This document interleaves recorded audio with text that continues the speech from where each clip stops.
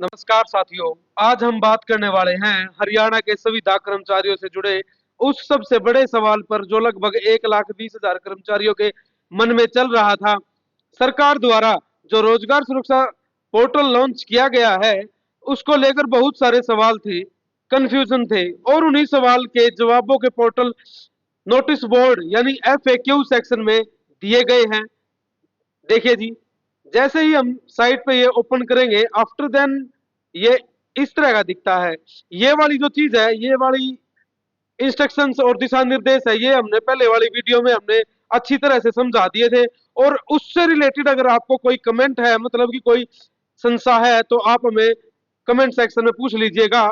और इस वीडियो में हम FAQ जो 1,20,000 कर्मचारियों के जो मन में क्वेश्चन चले हुए हैं, इसको हम समझेंगे। ठीक है जी। इसका जो PDF है, इसमें इस पे जैसे भी हम क्लिक करते हैं तो आफ्टर देन ये इस तरह का दिखता है जी, ये PDF फॉर्म। ओके, तो ये इस इन्होंने पहले इंग्लिश में दे रखा है, आफ्टर देन यही सेम चीज इन्होंने हिंदी में दे रखी है। ठीक है जी। और हमने ये सब चीज हिंदी में अपना देख लेते हैं, समझ लेते हैं। आइए, Haryana Kaushal Nigam job security portal notice board form भर के क्या सरकारी कर्मचारी बनेंगे? मतलब ऐसे ऐसे बहुत सारे लोगों के मन में, कर्मचारियों के मन में ये क्वेश्चंस हैं। तो आइए उनका जवाब जान लेते हैं। अक्सर पूछे जाने वाले जो सवाल हैं, FAQ according to the notice board of job security portal. Okay जी।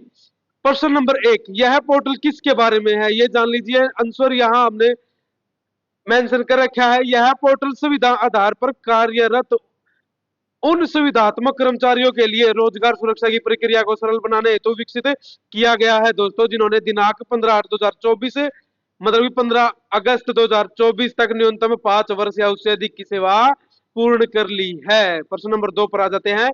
क्या यह फॉर्म भरने से सरकारी कर्मचारी बन जाऊंगा या बन जाऊंगी? एम्प्लॉइज के मन में ये दिमाग में तो क्वेश्चन आता ही है। चलो अब उसका आंसर भी जान लीजिए। केवल फॉर्म भरने से आप सरकारी कर्मचारी नहीं बनते हैं। DDO और विभागाध्यक्ष द्वारा सुविधात्मक सेवा के सत्यापन अनुमोदन के बाद ही आपको सरकारी कर्मचारी के बजाय सुरक्षित कर्मचारी माना जाएगा। ठीक है जी। ये आपके सवाल का है आंसर। हम नंबर 3 पर आ जाते हैं। Question number 3, according to the FAQ। ठीक है जी। आइए, मैं कैसे जान सकता या सकती हूँ कि मैं फॉर्म भरने के लिए पात्र हूँ या नहीं, एलिजिबल हूँ या नहीं? भैया, आवेदक द्वारा दिनांक 15 अगस्त 2024 तक न्यूनतम 5 वर्ष या उससे अधिक की सेवा पूर्ण की होनी चाहिए, अनिवार्य है। यदि कुल सेवा अवधि इससे कम है ना, तो आवेदक पात्र नहीं होगा। ठीक है जी। अब आगे आ जाते हैं। आपके मन में चल रहा होगा कि फॉर्म भरते समय मुझे कौन कौन से दस्तावेज, मतलब कौन कौन से डॉक्यूमेंट्स तैयार रखने चाहिए। हमने इंस्ट्रक्शन पहले वाली वीडियो में हमने बता भी दिया था, और हमने इस वाली वीडियो का नंबर रखा है पार्ट 2। ठीक है जी। आवश्यक दस्तावेजों की विस्तृत सूची वेबसाइट के इंस्ट्रक्शन की, मतलब की इंस्ट्रक्शन यानी कि इसके अकॉर्डिंग, ठीक है जी, अनुभाग में दी गई है। आवेदन शुरू करने से पहले कृपया उसे देखें। आप हमारी इससे पहले वाली वीडियो देख लीजिएगा, आपके सारे डाउट्स क्लियर हो जाएंगे उसमें। अब नंबर 5 पर आ जाते हैं। अपलोड रेम्युनरेशन प्रूफ सेक्शन में कौन से पारिश्रमिक प्रमाण दस्तावेज अपलोड कर सकते हैं? अब इसका आंसर जान लीजिए। संबंधित सेवा वर्ष के किसी भी महीने का बैंक स्टेटमेंट या पारिश्रमिक पर्ची, मतलब कि पे स्केल अपलोड की जा सकती है ऑन द पोर्टल जब आप फॉर्म भरेंगे जी। ठीक है जी। अब आगे आते हैं। बेहतर सत्यापन के लिए संबंधित सेवा वर्ष के अंतिम महीने की पारिश्रमिक पर्ची, मतलब कि पे स्केल अपलोड करना क्या ये अनुशासित है? उदाहरण एग्जाम्पल के तौर पर आप समझ लीजिए, यदि सेवा वर्ष 2/3/2018 से 2/3/2019 है, ठीक है जी, मतलब कि 1 साल, तो अंतिम महीने की पारिश्रमिक पर्ची अपलोड करे। पारिश्रमिक तो ऐसा नाम दे दिया इन्होंने, कंफ्यूजन कर देता है बार बार। और इसका मतलब होता है जी पे स्केल, पे स्लिप। अब नंबर 6 पर आ जाते हैं। प्रश्न नंबर 6 पे, सिस्टम द्वारा प्राप्त मेरी व्यक्तिगत जानकारी वास्तविक जानकारी से मेल नहीं खा रही है, तो क्या करें? तो क्यों? तो उसका आंसर जान लीजिए। जहां आवश्यक हो अपना आधार कार्ड ठीक है जी, स्कैन करके अपलोड करें और डाटा सुधार के लिए HKRL डीडीओ से, अपने डिपार्टमेंट के डीडीओ से वहां संपर्क कीजिए। अब नंबर 7 पर आ जाते हैं। According to the letter, according to the FAQ for ask question. अब आ जाते हैं नंबर 6 पर जी। नंबर 7, इसमें लिखा है, क्या हरियाणा निवासी उम्मीदवारों के लिए परिवार पहचान पत्र ID अनिवार्य है? हाँ जी बिल्कुल है। हमने बार बार वीडियो में बना बताया भी था, मेंशन भी किया था। और नंबर 8 पर आ जाते हैं। नंबर 8 क्वेश्चन पर, मैंने सखत मतलब ग्रोस पारिश्रमिक दर्ज किया है, लेकिन मेरे बैंक स्टेटमेंट में केवल शुद्ध नेट पारिश्रमिक दिखा रहा है। नेट पारिश्रमिक मतलब होता है जी नेट पे स्केल। मुझे क्या करना चाहिए ये और जान लीजिए इसका आंसर। पारिश्रमिक सेक्शन में अपना सकल पारिश्रमिक दर्ज करें और प्रमाण के रूप में बैंक स्टेटमेंट अपलोड करें, भले ही उसमें केवल शुद्ध पारिश्रमिक दर्शाया गया हो। अब नंबर 9 पर आ जाते हैं। मेरे पास मेरी प्रारंभिक नियुक्ति पत्र नहीं है, मुझे क्या करना चाहिए? यदि आपके पास सेवा सेवा प्राधिकरण ने नियुक्ति पत्र जारी नहीं किया था तो आपको सेवा प्रदाता द्वारा जारी अनुभव प्रमाण पत्र मतलब कि एक्सपीरियंस लेटर अपलोड उसमें करना होगा फॉर्म भरते टाइम। इन दोनों में से कम 2 दस्तावेज अपलोड करना अनिवार्य है। और अब आ जाते हैं हम नंबर 10 पर। आइए जी, नंबर 10 में जान लीजिए, मुझे अपने शुरुआती सेवा अवधि में प्राप्त नगद राशि याद नहीं है, तो मुझे क्या करना चाहिए? यह जानकारी आपको स्वयं आपको फाइंड आउट करनी होगी जी। ठीक है, यह एक अनिवार्य फील्ड है और कोई भी गलत प्रविष्टि डीडीओ द्वारा अस्वीकृत का कारण बन सकती है। डीडीओ उसको डिस एग्री कर सकता है भैया। ठीक है, और नंबर 11 पर आ जाते हैं। मैंने गलत दस्तावेज अपलोड कर दिए तो गलत डॉक्यूमेंट अपलोड कर दिए तो सही दस्तावेज कैसे अपलोड करूं? और इसका आंसर जान लीजिए, फॉर्म सबमिट करने तक आए दस्तावेज पुनः अपलोड कर सकते हैं। ठीक है जी, सबमिशन के बाद जैसे ही आपने फॉर्म भर लिया और आपने सबमिशन कर दिया, केवल तभी पुनः अपलोड संभव है। ठीक है जी, और जब संबंधित डीडीओ आपका आवेदन अस्वीकार करे और सही दस्तावेज अपलोड करने को कहें। और नंबर 12 पर आते हैं। क्या हर वर्ष की सेवा विवरण दर्ज करना अनिवार्य है? हाँ जी बिल्कुल अनिवार्य होगा। प्रत्येक सेवा वर्ष के लिए पूर्ण और सटीक सेवा विवरण प्रदान करना अनिवार्य है। और नंबर 13 पर आ जाते हैं। मुझे कैसे पता चलेगा कि मेरा आवेदन डीडीओ द्वारा स्वीकृत या अस्वीकृत किया गया है? वो जान लीजिए, प्रत्येक अपडेट के लिए आपको SMS द्वारा सूचना मिल जाएगी। ठीक है जी, आपके फोन पे मैसेज आ जाएगा। आप पोर्टल में लॉगिन करके एप्लीकेशन स्टेटस भी चेक कर सकते हैं। ठीक है जी, और नंबर 14 पर आ जाते हैं हम।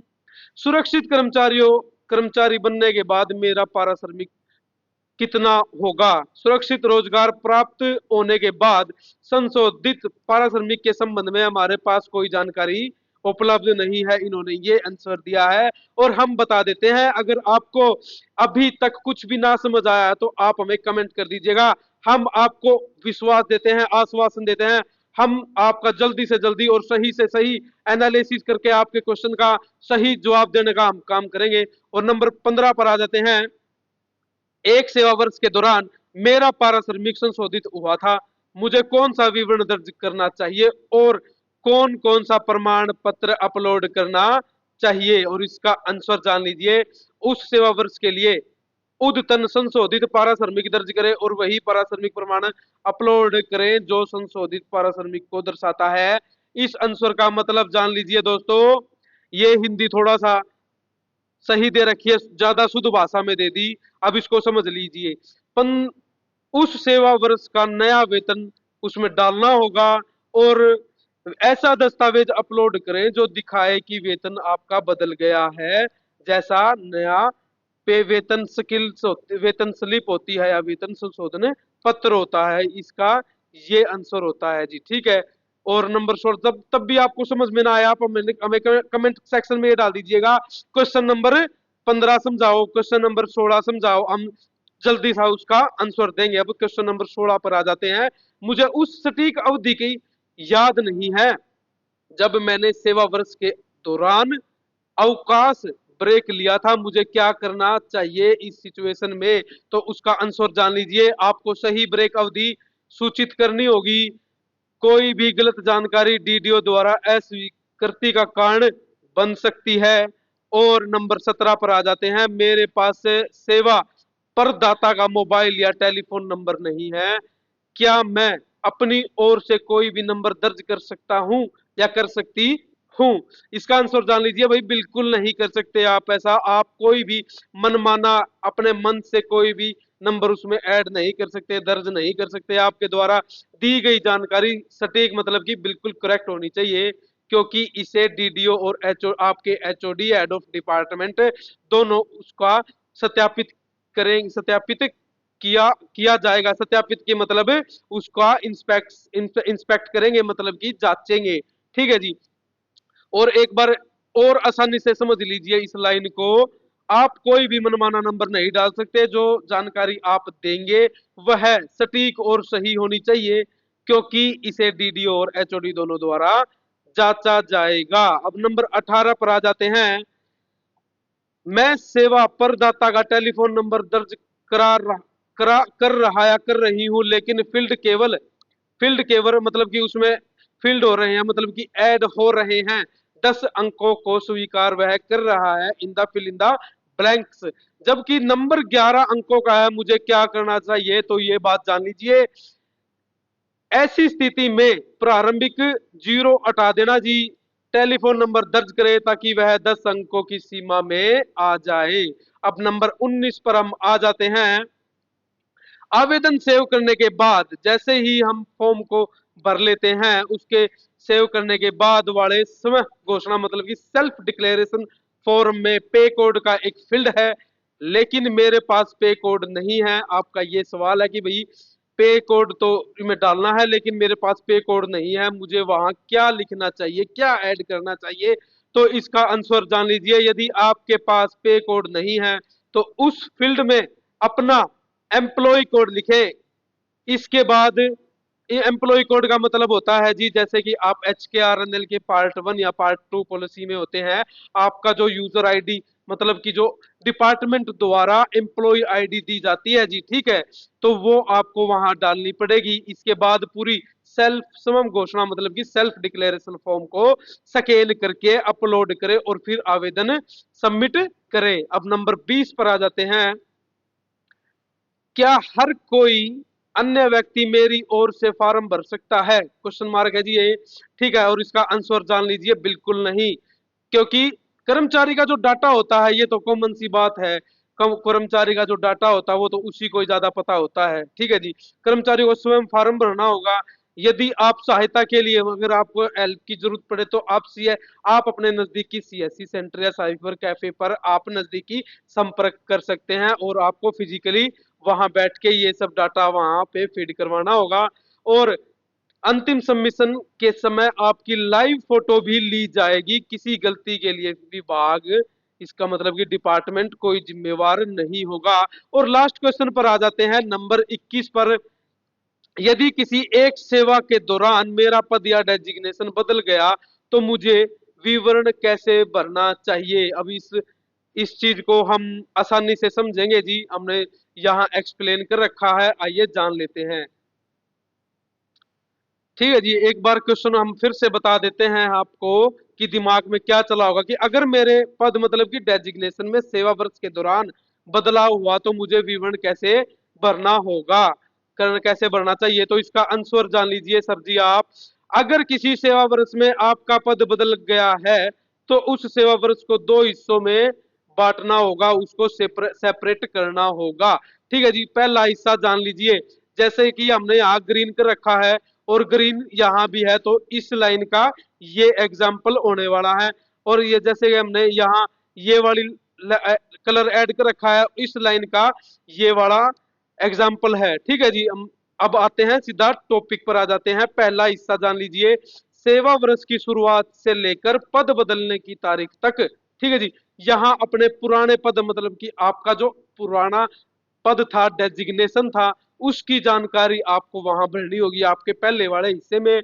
और दूसरे हिस्से में पद बदलने के अगले दिन से सेवा वर्ष के अंत तक यहाँ अपने नए प्रमोशन वाला पद की जानकारी होगी, जो आपकी करंटली जो डेजिग्नेशन है आपको वो वाला यहाँ ऐड करना होगा। एग्जाम्पल के तौर पर आप समझ लीजिए, सेवा वर्ष 2-3-2018 से 2-3-2019, पद बदलने की तारीख है 8-1-2019। तो 2-3 मतलब कि 2 मार्च 2018 से 8 जनवरी 2019 तक पुराने पद की जानकारी भरे, ठीक है जी। और फिर इस पे आ जाते हैं, अगर 9-1-2019 से 2-3-2019 तक नए पद की जानकारी वहां अलग से इसमें भरनी होगी। और समरी इसमें जान लीजिए, सेवा वर्ष को पद बदलने की तारीख के हिसाब से दो हिस्सों में बांटकर पहले पुराने और फिर नए पद की जानकारी उसमें भरनी होगी। और यही वीडियो को हम करते हैं समाप्त। और हम एक बार फिर से आपको बता देते हैं, इन क्वेश्चन से रिलेटेड 21 क्वेश्चन से रिलेटेड अगर आपको कोई भी डाउट्स है ना, तो आप हमें क्वेश्चन आप हमें कमेंट कर दीजिएगा, हम जल्दी से जल्दी उसका आंसर देने का हम काम करेंगे। तो भैया मिलते हैं एक नई अपडेट के साथ। तो जय हिंद, जय भारत।